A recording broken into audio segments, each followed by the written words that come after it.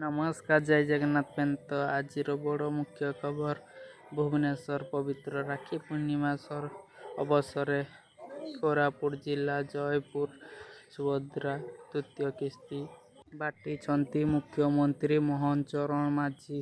ରାଜ୍ୟରେ 1 କୋଟି ହିତାଧିକାରୀଙ୍କ ବ୍ୟାଙ୍କ ଖାତାକୁ ଯିବ 5,000 କୋଟି ଟଙ୍କା। ଯିବ କୋଟିଏ ପଞ୍ଚାୟତ। ସୁଭଦ୍ରା ଘୋଷିତ ମୋଟ 446 ଜଣ ମହିଳା ଏକା ଥରକେ 3ଟି କିସ୍ତିରେ 15,000 ଟଙ୍କା ପାଇବେ।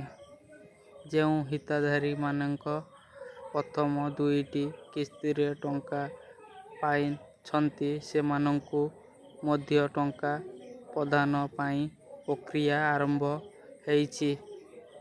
ଏ ପର୍ଯ୍ୟନ୍ତ 2 ଲକ୍ଷ ହିତାଧିକାରୀଙ୍କ ପାଖରେ ପହଞ୍ଚିଛି। ସେମାନଙ୍କୁ ଯୋଡ଼ିବା ପାଇଁ ଆଉ ଥରେ ସେବା ହେବ। ପ୍ରଥମ କିସ୍ତି ଟଙ୍କା ଗତ ବର୍ଷ ସେପ୍ଟେମ୍ବର 17 ତାରିଖ ପ୍ରଧାନମନ୍ତ୍ରୀ ନରେନ୍ଦ୍ର ମୋଦିଙ୍କ ଜନ୍ମଦିନରେ ପ୍ରଦାନ କରାଯାଇଥିଲା। ଏହା ପରେ ଚତୁର୍ଥ ବର୍ଷ ମହିଳା ଦିବସରେ ଦ୍ୱିତୀୟ କିସ୍ତି ଦିଆଯାଇଥିଲା। ପ୍ରତିବର୍ଷ ରାକ୍ଷୀ ପୂର୍ଣ୍ଣିମା ଓ ମହିଳା ଦିବସରେ ସୁଭଦ୍ରା ଟଙ୍କା ଦେବାକୁ ସରକାର ନିଷ୍ପତ୍ତି ନେଇଛନ୍ତି।